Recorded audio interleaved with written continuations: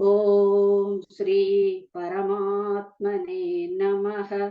अथ सप्तोऽध्यायः ज्ञान विज्ञान योगः।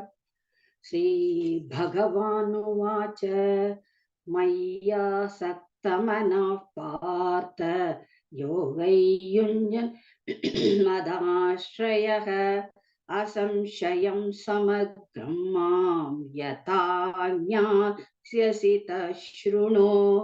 ज्ञानं देहं सविज्ञानम् इदौ वक्ष्यामि शेषतः। यज्ञात्वा नेह भूयोऽन्यत् ज्ञात्वयं वशिष्यते।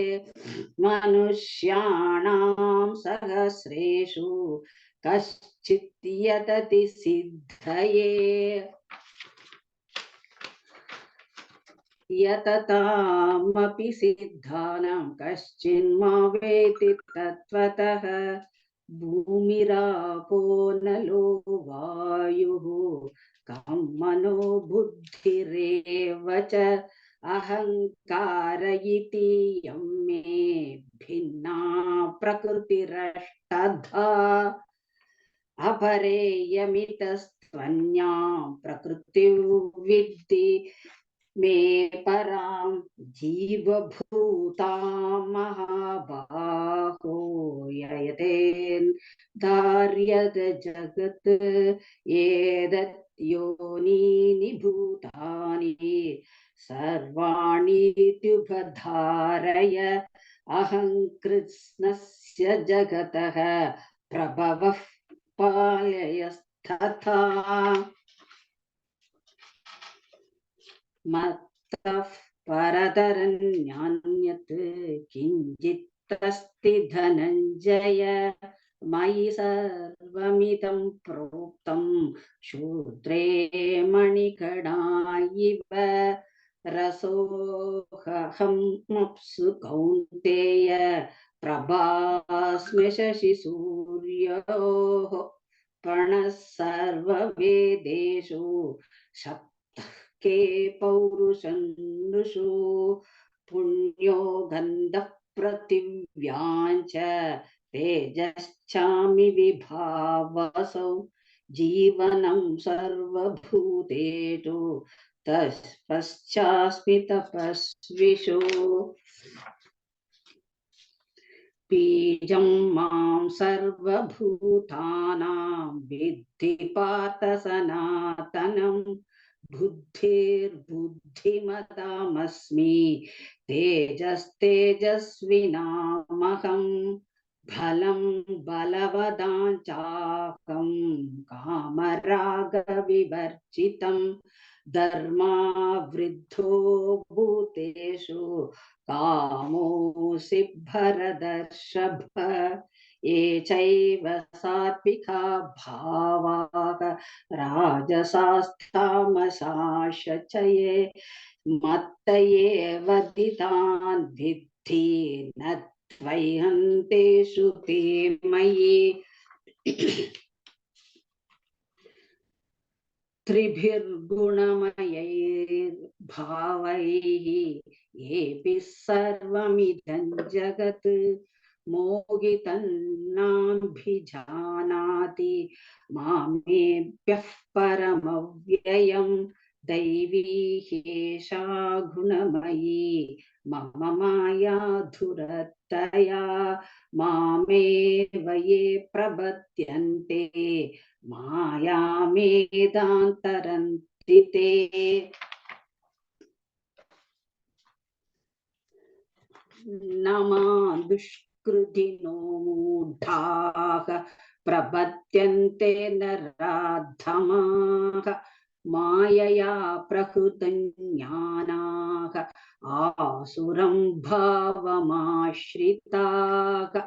चतुर्विधा भजन्ते मां जनाः सुकृतिनोऽर्जुन। आर्तो जिज्ञासुरर्थार्थी ज्ञानी च भरतर्षभ।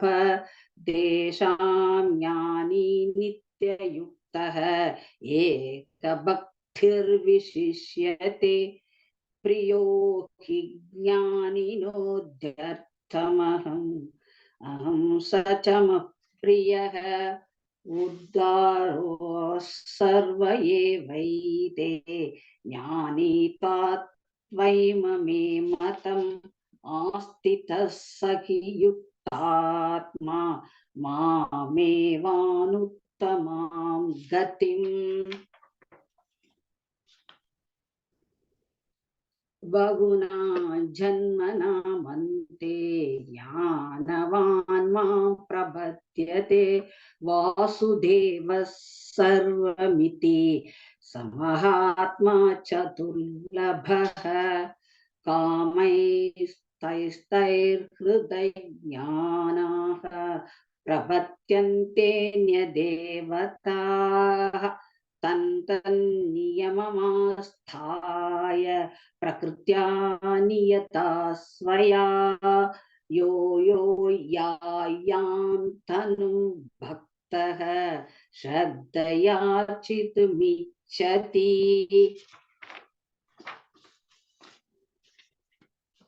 तस्य तस्याचलां श्रद्धां तामेव विद्धाम्यहम् सतया श्रद्धया युक्तः तस्याराधनमीहते लभते च ततः कामान् मयैव विहितान् हितान् अन्तवन्तु फलं तेषां तद्बलवद्यल्पमेधसां देवादेवयजो यान्ति मद्भक्ता यान्ति मामये अव्यक्तव्यक्तिमापन्नं मन्यन्ते मामबुद्धयः परं भावमजान्तः ममाव्ययमनुत्तमम् नाहं प्रकाशः सर्वस्य योगी माया समावृतः मूढो यन्नाभिजानाति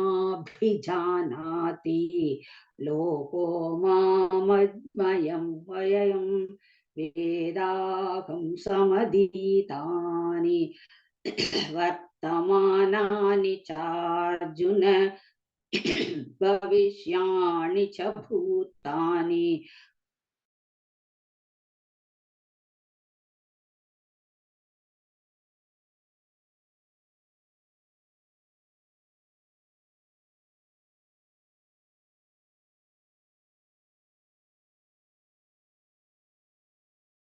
परन्तप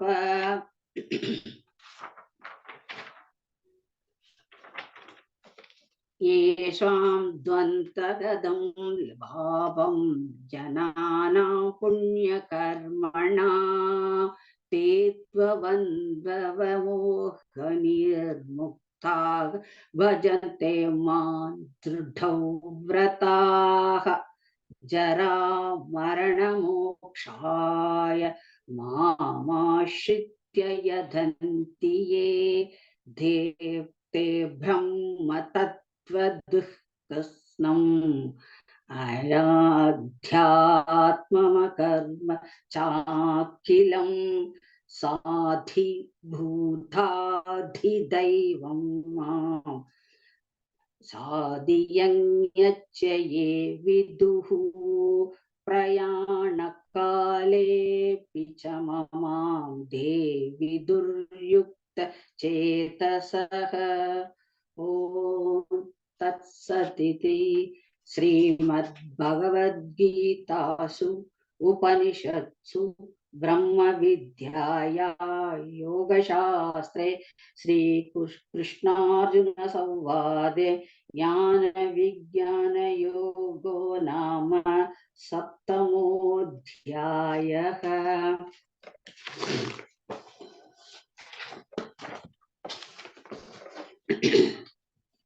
ॐ श्री परमात्मने नमः।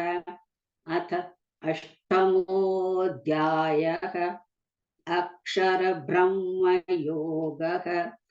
अर्जुन उवाच किं तत् ब्रह्म किमध्यात्मं किं कर्म पुरुषोत्तम अधिभूतं च किं प्रोक्तम् अधिदैवं किमुच्यते अधियज्ञः कथं गोत्र देहेऽस्मिन् मधुसूदन प्रयाणकाले च कथं न्यायोऽसि नियतात्मभिः।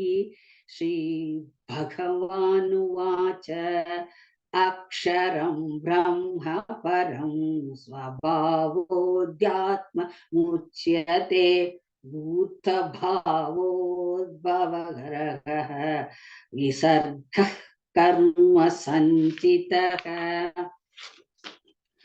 अधिभूतं क्षरो भावः पुरुषश्चादिदैवतम् अधियज्ञोऽहमव्यत्र देहदेहभृतावर अन्तकाले च मामेव स्मरन् मुक्त्वा कलेवरं यः प्रयाति सुमद्भावं याति नात्यस्यत्र समस्यः। ययौ व्यापि स्मरन् भावं त्यजत्यन्ते कलेवरं तन्तमेवैति कौन्तेय सदा तद्भावभावितः। तस्मात् सर्वेषु कालेषु मामनुस्मर युध्य च मय्यर्पितमनो बुद्धिः मामे वैश्यस्य संशयम् अभ्यासयोगयुक्तेन चेतसा नान्यगामिना परमं पुरुषं दिव्यं याति पार्थानुचिन्तयन्। कविं पुराणमनुशासितारा मनोरणीयां स्मनुस्मरेत्य सर्वस्य दाधारमचिन्त्य रूपम् आदित्यवर्णं तमसः परस्तात् प्रयाणकाले मनसाचलेन भक्त्या युक्तो योगबलेन चैव भ्रुवोर्मध्ये प्राणावेश्य सम्यक् सतं परं पुरुषमुपैति दिव्यम्। यदक्षरं वेदविदो वदन्ति विशन्ति यत्यतयो वीतरागाः अधिच्छन्तो ब्रह्मचर्यं चरन्ति तत्थे पदं संग्रहेण प्रवक्ष्ये। सर्वद्वाराणि संयम्य मनोहृति निरुध्य च मूर्धन्यादात्मनः प्राणम् आस्थितो योगधारणम्। ओमित्येकाक्षरं ब्रह्म व्याहरन् मामनुस्मरन् यः प्रयाति त्यजन्तेऽहं स याति परमां गतिम्। अनन्यचेता सततं यो मां स्मरति नित्यशः तस्याहं सुलभः पार्थ नित्ययुक्तस्य योगिनः मामुपेत्य पुनर्जन्म दुःखालयमशाश्वतम् लयमशाश्वतं नाप्नुवन्ति महात्मानः संसिद्धिं परमां गताः। आब्रह्मभुवनाल्लोकाः पुनरावर्तिनोऽर्जुन मामुपेत्य तु कौन्तेय पुनर्जन्म न विद्यते। सहस्रयुगपर्यन्तम् अहर्यद्ब्रह्मणो विदुः रात्रिं युगसहस्रान्तां देहोरात्रविदो जनाः अव्यक्तात् व्यक्त्यः सर्वाः प्रभवन्त्यहरागमे रात्रिर्यागमे प्रलीयन्ते तत्रैवायक्तसंज्ञके। भूतग्रामस्य एवायं भूत्वा भूत्वा प्रलीयते रात्र्यागमवशः पार्थ प्रभवद्यहरागमे परस्तस्मात् बाहुन्यो व्यक्तो व्यक्ता सनातनः यस्य सर्वेषु भूतेषु नश्यत्सु न विनश्यति अव्यक्तोऽक्षर इत्युक्तः तमाहुः परमां गतिं यं प्राप्य न निवर्तन्ते तद्धाम परमं मम। पुरुषः स परः पार्थ भक्त्या लभ्यस्त्वनन्त्ययाय यस्यान्तस्थानि भूतानि येन सर्वमिदं ततं। यत्र काले त्वनावृत्तिम् आवृत्तिं चैव योगिनः प्रयादायान्ति तं कालं वक्ष्यामि भरतर्षभ। अग्निर्ज्योतिरः शुक्लः षण्मासा उत्तरायणं तत्परः व्याता कच्छिन्ति ब्रह्म ब्रह्म विदो जनाः। धूर्मो रात्रिस्तथा कृष्णः षण्मासा दक्षिणायनं तत्र चान्द्रमसञ्ज्योतिः योगी प्राप्य निवर्तते। शुक्लकृष्णे गदिह्येते जगतः शाश्वते मते एकया यात्यनावृत्तिम् अन्यया वर्तते पुनः। नैने स्तुते पार्थ ज्ञानयोगी मुह्यति कश्चन तस्मात् सर्वेषु कालेषु योगयुक्तो भवार्जुन। वेदेषु यज्ञेषु तपस्सु चैव तानेषु यत् पुण्यफलं प्रतिष्ठम् अत्येति तत्सर्वमिदं विदित्वा योगी परं स्थानमुपैति चात्यम्। ॐ तत्सदिति श्रीमद्भगवद्गीतासु उपनिषत्सु ब्रह्मविद्यायां योगशास्त्रे श्रीकृष्णार्जुन संवादे अक्षरब्रह्मयोगो नाम अष्टमोऽध्यायः।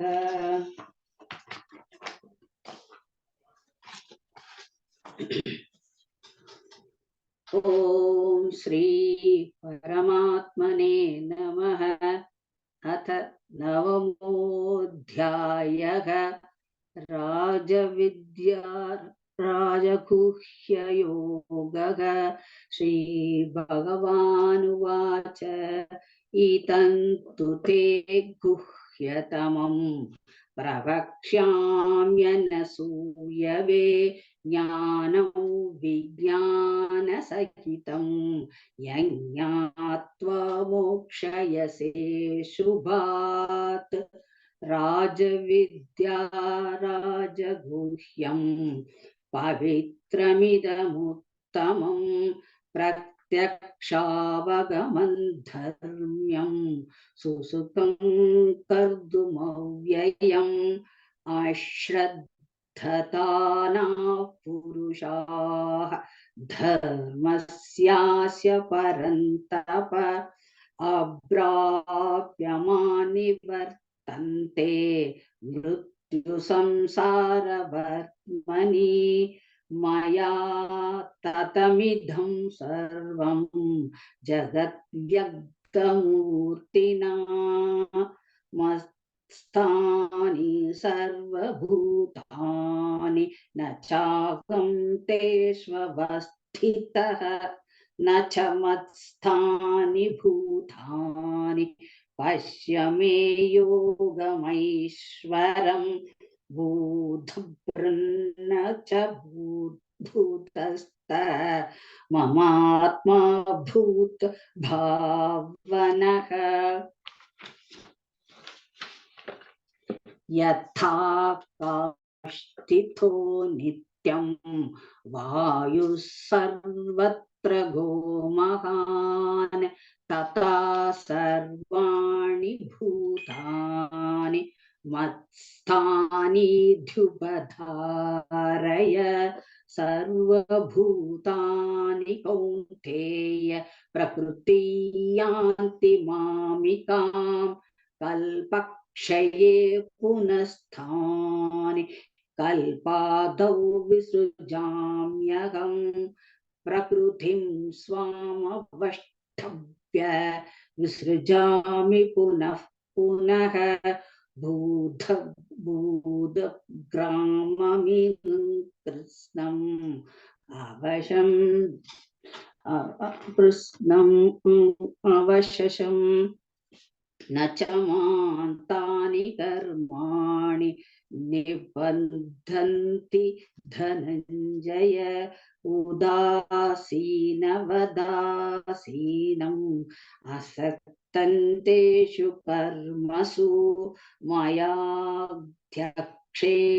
प्रकृतिः सूयते सचराचरम् हेतुनानेन कौन्तेय जगद्विपरिवर्तते अवजानन्ति मामूढाः मानुषीं तनुमाश्रितं परं भावमजानन्तः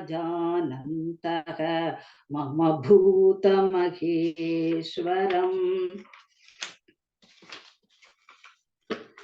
मोघाशामोघकर्मणः मोहाज्ञानविचेतसः राक्षसीमासुरीं चैव प्रकृतिं मोगिनीं श्रिताः महात्मानस्तु मां पार्थ दैवीं प्रकृतिमाश्रिताः भजन्त्यन्यमनसः ज्ञात्वा भूतादिमव्ययम् सततं कीर्तयन्तो मां यतन्तश्च दृढव्रता नमस्यन्तश्च मां भक्त्या नित्ययुक्ता उपासते ज्ञानयज्ञेन चाप्यन्ये यजन्तो मामुपासते एकत्वेन पृथक्त्वेन बहुधा विश्वतो मुखम् अहं क्रतुरहयज्ञः स्वदाहमहमौषधम् मन्त्रोऽहमेवाज्ञम् अहमग्निरहं हुतं पिताहमस्य जगतः माता धाता पितामहः वेद्यं पवित्रमोङ्कारः ऋक्सामयजुरेव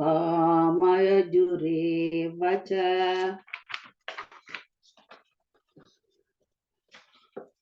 गदिर्भर्ता प्रभुः साक्षी निवासः शरणं सुहृत् प्रभवः प्रलयस्थानं निधानं बीजमव्ययं तपाम्यहमहौ वर्षं निगृह्णाम्युत्सृतामि च अमृतं चैव मृत्युश्च सतसच्चाहमर्जुन त्रैविद्या मां सोमापाः भूतभावाः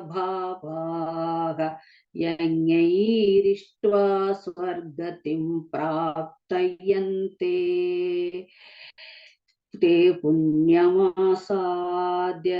सुरेन्द्रलोकमशन्ति दिव्यान् दिवि देवभोगान् ते तं भुक्त्वा स्वर्गलोकौ विशालं क्षीणे पुण्यमर्त्यलोकौ विशन्ति एवं त्रयी धर्ममनुप्रपन्नाः गदागतं कामकामा लभन्ते अनन्याश्चिन्तयन्तो मां ये जनाः पर्युपासते तेषां नित्यभियुक्तानां योगक्षेमौ वहाम्यहम् येऽप्यन्यदेवता भक्ताः यजन्ते श्रद्धयान्विताः तेऽपि मामेव कौन्तेय यजन्त्यविधिपूर्वकम् अहं हि सर्वयज्ञानां भोक्ता च प्रभुरेव च न तु मामभिजानन्ति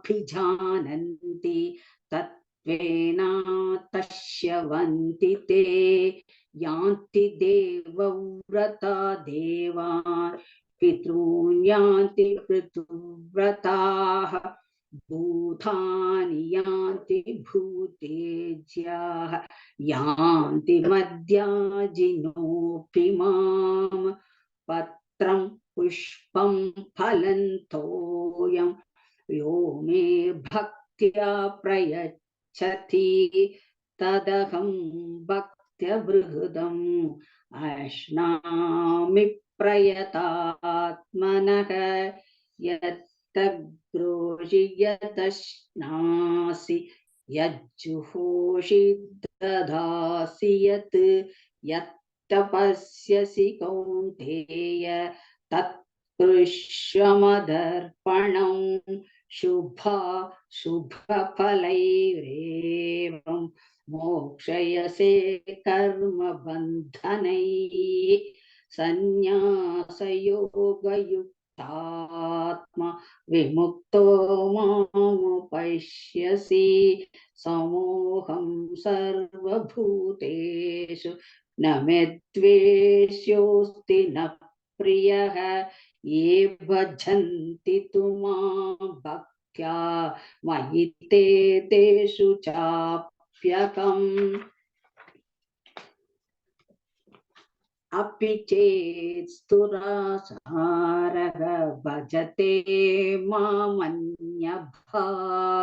साधुरेव समन्तव्यः सम्यग्व्ययवसितो हि सः क्षिप्रं भवति धर्मात्मा शश्वश्चान्तिर्निगच्छति कौन्तेय प्रतिजानीहि न मे भक्तः प्रणश्यति मां हि पार्थ तव्यभाश्रित्य येऽपि स्युः पापयोनयः स्त्रियो वैश्यास्तथा शूद्राः तेऽपि यान्ति परां गतिं किं पुनर्ब्रह्मणाः पुण्याः भक्ता राजर्षयस्तथा अनित्यमसुखल्लोकम् इमं प्राप्य भुजस्व मां मन्ममा भव मद्भक्तः मद्याजी मां नमस्कुरु मामे वैशसि युक्त्वैवम् आत्मानं मत्परायणः।